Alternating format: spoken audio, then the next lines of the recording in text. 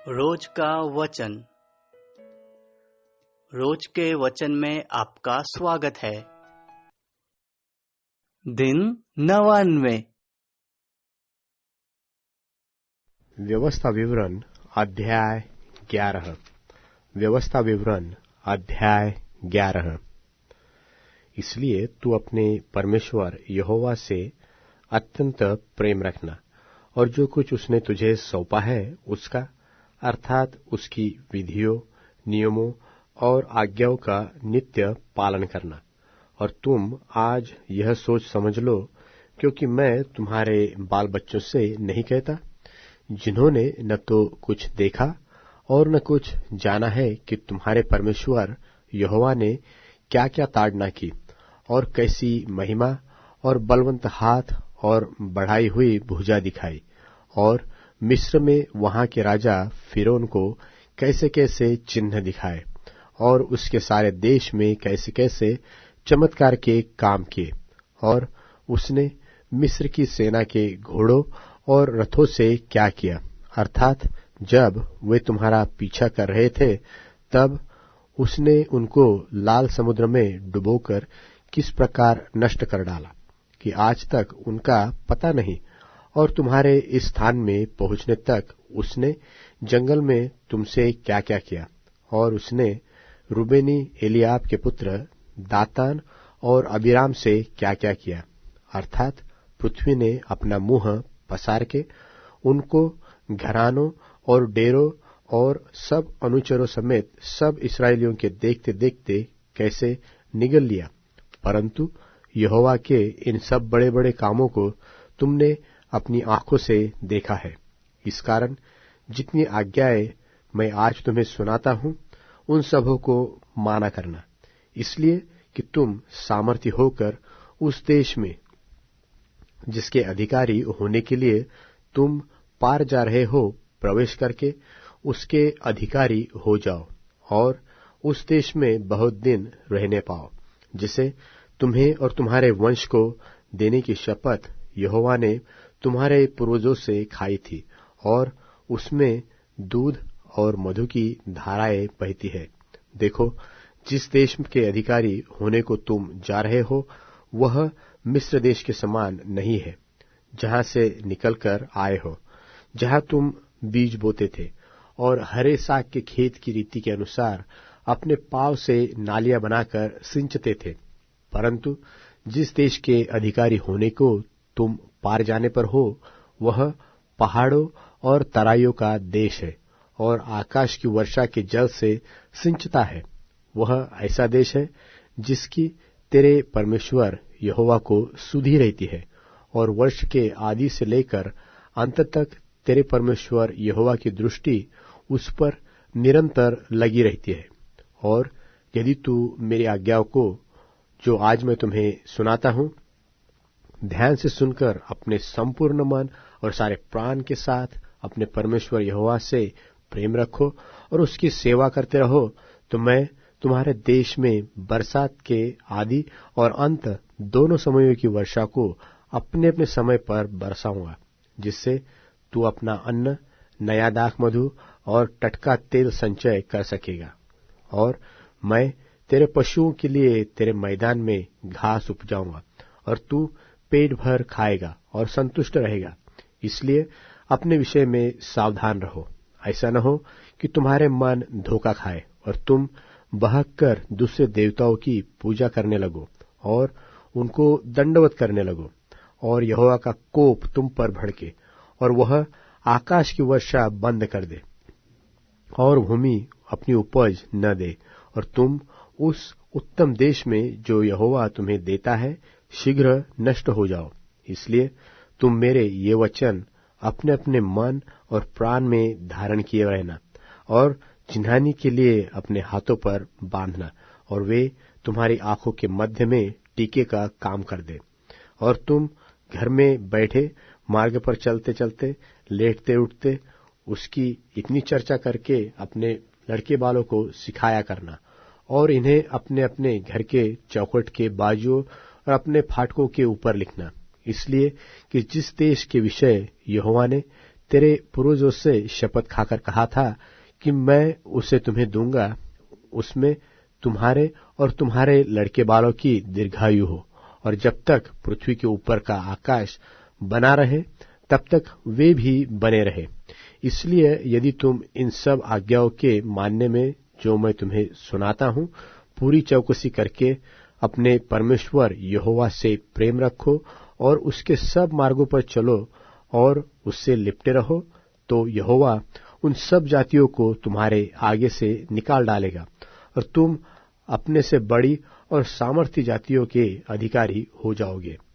जिस जिस स्थान पर तुम्हारे पांव के तलवे पड़े वे सब तुम्हारे ही हो जाएंगे, अर्थात जंगल से लबानोन तक और परात नाम महानद से लेकर पश्चिम के समुद्र तक तुम्हारा सिवाना होगा। तुम्हारे सामने कोई भी खड़ा न रह सकेगा, क्योंकि जितनी भूमि पर तुम तुम्हारे पांव डालेंगे उन सब पर रचने वालों के मन में तुम्हारा परमेश्वर यहोवा अपने वचन के अनुसार तुम्हारे कारण उनमें डर और थरथराहट उत्पन्न कर देगा। सुनो, मैं आज के दिन तुम्हारे आगे आशीष और शाप दोनों रख देता हूं, अर्थात यदि तुम अपने परमेश्वर यहोवा की इन आज्ञाओं को जो मैं आज तुम्हें सुनाता हूं मानो तो तुम पर आशीष होगी, और यदि तुम अपने परमेश्वर यहोवा की आज्ञाओं को नहीं मानोगे और जिस मार्ग की आज्ञा मैं आज सुनता हूं उसे तजकर दूसरे देवताओं के पीछे हो लोगे जिन्हें तुम नहीं जानते हो, तो तुम पर शाप पड़ेगा। और जब तेरा परमेश्वर यहोवा तुझको उस देश में पहुंचाएगा जिसके अधिकारी होने को तू जाने पर है, तब आशीष गिरिज्जिम पर्वत पर से और शाप एला पर्वत से सुनाना। क्या ये यरदान के पार सूर्य के अस्त होने की ओर अराबा के निवासी कनानियों के देश में गिलगाल के सामने मोरे के बांज वृक्षों के पास नहीं है? तुम तो यरदन पार इसीलिए जाने पर हो कि जो देश तुम्हारा परमेश्वर यहोवा तुम्हें देता है उसके अधिकारी हो जाओ, और तुम उसके अधिकारी होकर उसमें निवास करोगे। इसलिए जितनी विधियां और नियम मैं आज तुमको सुनाता हूं उन सबों के मानने में चौकसी करना।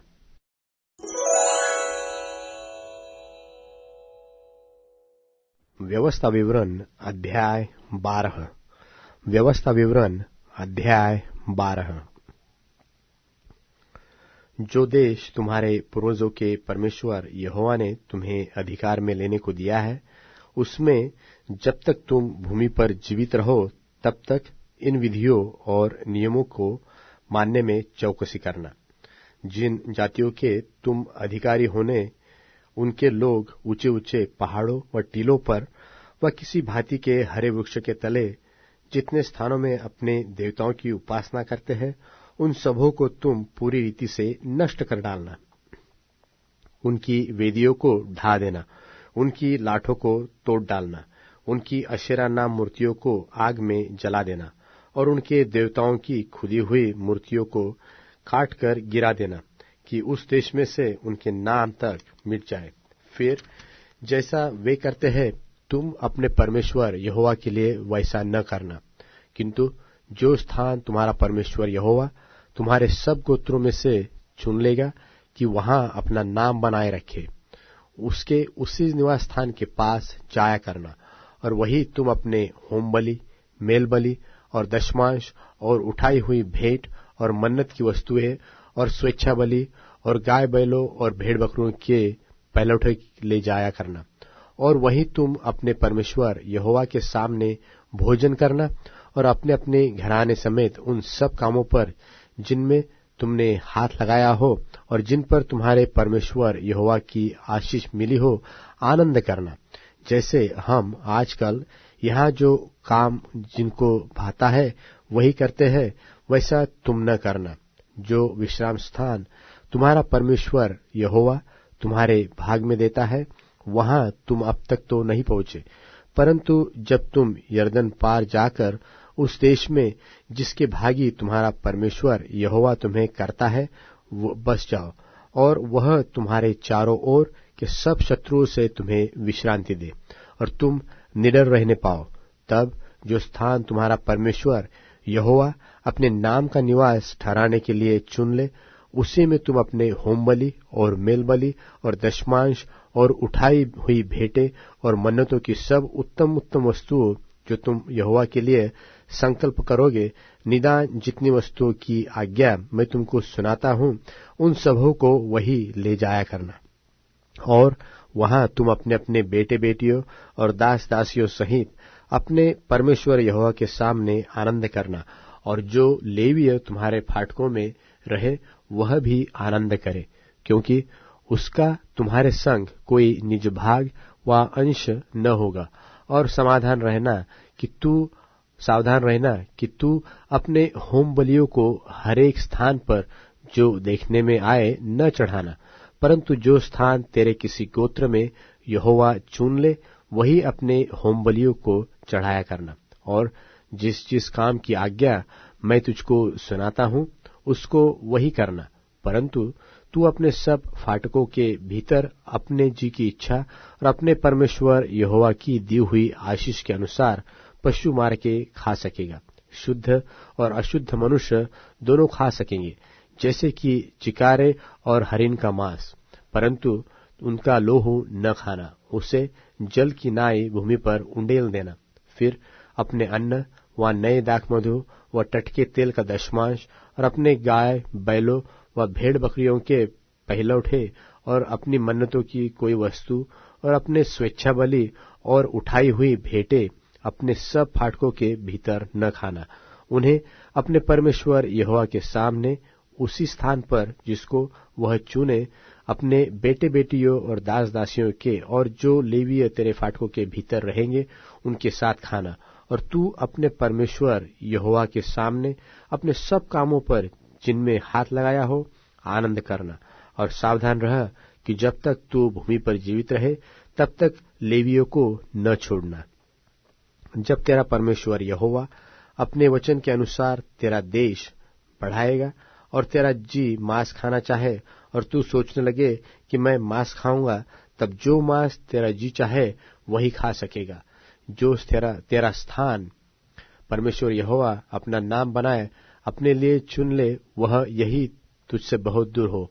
तो जो गाय बैल भेड़ बकरी यहोवा ने तुझे दी हो, उनमें से जो कुछ तेरा जी चाहे उसे मेरी आज्ञा के अनुसार मार के अपने फाटकों के भीतर खा सकेगा। जैसे चिकारे और हरिन का मांस खाया जाता है, वैसे ही उनको भी खा सकेगा। शुद्ध और अशुद्ध दोनों प्रकार के मनुष्य उनका मांस खा सकेंगे, परंतु उनका लोहू किसी भांति न खाना, क्योंकि लोहू जो है वह प्राण ही है, और तू मांस के साथ प्राण कभी भी न खाना। उनको न खाना, उसे जल की नाई भूमि पर उंडेल देना। तू उसे न खाना इसलिए कि वह काम करने से जो यहोवा की दृष्टि में ठीक है, तेरा और तेरे बाद के वंश का भी भला हो। परंतु जब तू कोई वस्तु पवित्र करे व मन्नत माने, तो ऐसी वस्तुएं लेकर उस स्थान को जाना जिसको यहोवा चुन लेगा, और वहां अपने होम बलियों के मांस और लोहू दोनों को अपने परमेश्वर यहोवा की वेदी पर चढ़ाना, और मेल बलियों का लोहू उसकी वेदी पर उंडेल कर उनका मांस खाना। इन बातों को जितनी आज्ञा में मैं तुम्हें सुनाता हूं, चित्त लगाकर सुन कि जब तू वह काम करे जो तेरे परमेश्वर यहोवा की दृष्टि में भला और ठीक है, तब तेरा और तेरे बाद तेरे वंश का भी सदा भला होता रहे। जब तेरा परमेश्वर यहोवा उन जातियों को जिनका अधिकारी होने को तू जा रहा है तेरे आगे से नष्ट करे और तू उनका अधिकारी होकर उनके देश में बस जाए, तब सावधान रहना, कहीं ऐसा न हो कि उनके सत्यानाश होने के बाद तू भी उनकी नाई फंस जाए। अर्थात यह कहकर उनके देवताओं के संबंध में यह पूछपाछ न करना कि उन जातियों के लोग अपने देवताओं की उपासना किस रीति से करते थे, मैं भी वैसे ही करूंगा। तू अपने परमेश्वर यहोवा से ऐसा व्यवहार न करना, क्योंकि जितने प्रकार के कामों से यहोवा घृणा करता है और बैरभाव रखता है, उन सबों को उन्होंने अपने देवताओं के लिए किया है। यहाँ तक कि अपने बेटे बेटियों को भी वे अपने देवताओं के लिए अग्नि में डालकर जला देते हैं। जितनी बातों की मैं तुझको आज्ञा देता हूं, उनको चौकस होकर माना करना, और न तो कुछ उसमें बढ़ाना और न उसमें से कुछ घटाना।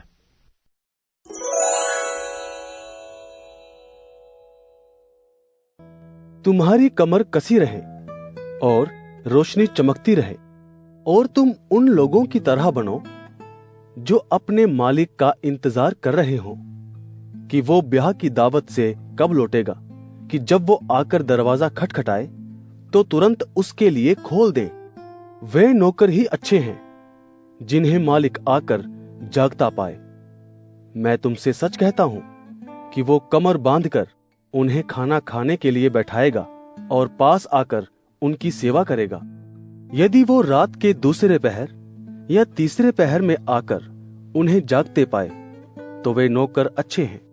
लेकिन तुम ये जान रखो कि यदि घर का मालिक जानता कि चोर किस समय आएगा तो जागता रहता और अपने घर में सेंध लगने ना देता। तुम भी तैयार रहो, क्योंकि जिस क्षण तुम सोचते भी नहीं उसी क्षण में आ जाऊंगा। तब पतरस ने कहा, हे प्रभु, क्या यह दृष्टांत हमारे लिए है या सभी के लिए? यीशु ने कहा, वो ईमानदार और बुद्धिमान कौन है जिसका मालिक उसके नौकर चाकरों पर उसे प्रधान ठहराए कि उन्हें समय पर खाना पानी दे। अच्छा है वो प्रबंधक जिसे उसका मालिक आकर ऐसा ही करता पाए। मैं तुमसे सच कहता हूं, वो उसे अपनी सब दौलत पर अधिकारी ठहराएगा। लेकिन अगर वो प्रबंधक सोचने लगे कि मेरा मालिक आने में देर कर रहा है और नौकर नौकरानियों को मारने पीटने लगे और ऐश करने लगे, तो उस प्रबंधक का मालिक ऐसे दिन जब वो उसका इंतजार ना करता हो और ऐसे समय जिसे वो ना जानता हो आएगा और उसे भारी सजा देकर उसका हिस्सा अविश्वासियों के साथ ठहराएगा। वो नौकर जो अपने मालिक की इच्छा जानता था और तैयार ना रहा और ना उसकी इच्छा के मुताबिक जी रहा था, बहुत मार खाएगा। लेकिन जो नहीं जानकर मार खाने के लायक काम करे, वो थोड़ी मार खाएगा।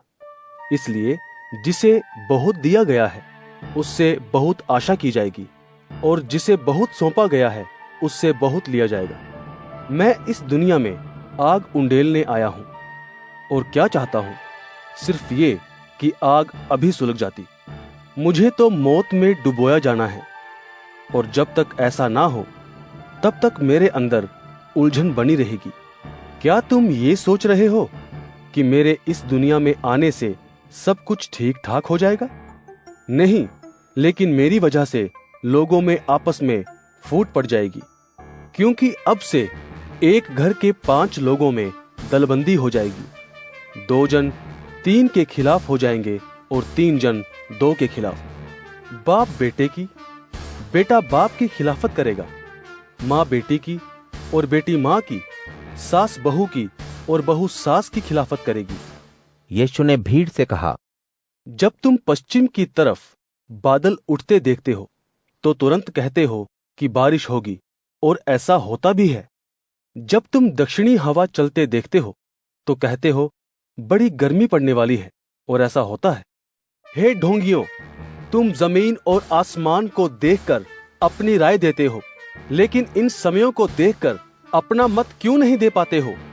और तुम खुद ही फैसला क्यों नहीं करते कि सही क्या है? जब तुम अपने मुद्दई के साथ जज के सामने खड़े होने पर हो तो पहले ही समझौता करने की कोशिश करो। ऐसा ना हो कि तुम्हें जज के द्वारा सजा सुनाई जाए और जज तुम्हें सिपाही के हाथ सौंप दे और सिपाही तुम्हें जेल में डाल दे। मैं तुमसे कहता हूं कि जब तक तुम पैसा ना चुका दो, वहां से छूट ना सकोगे।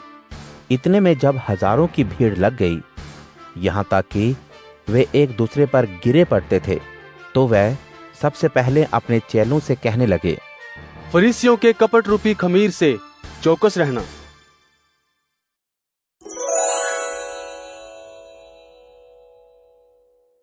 अध्याय 43 न्याय और मुक्ति के लिए प्रार्थना। हे परमेश्वर, मुझे निर्दोष सिद्ध कर। तू निर्दय राष्ट्र के विरुद्ध मेरे पक्ष में निर्णय दे धोखेबाज और अन्यायी मनुष्यों से मुझे मुक्त कर। परमेश्वर, तू ही मेरा शरण स्थल है। क्यों तूने मुझे त्याग दिया? क्यों मैं शत्रु के अत्याचार के कारण शोक संतप्त मारा मारा फिरता हूं? तू अपनी ज्योति और सत्य को भेज, वे ही मेरा मार्गदर्शन करें। वे मुझे तेरे पवित्र पर्वत पर तेरे निवास स्थान तक पहुंचाएं। तब मैं परमेश्वर की वेदी पर अपने परमानंद परमेश्वर के पास जाऊंगा। हे परमेश्वर, मेरे परमेश्वर, मैं वीणा के साथ तेरी स्तुति करूंगा। हो मेरे प्राण, तू क्यों व्याकुल है? क्यों तू हृदय में अशांत है? ओ मेरे प्राण, तू परमेश्वर की आशा कर। मैं अपने उद्धार को, अपने परमेश्वर को पुनः सराहूंगा।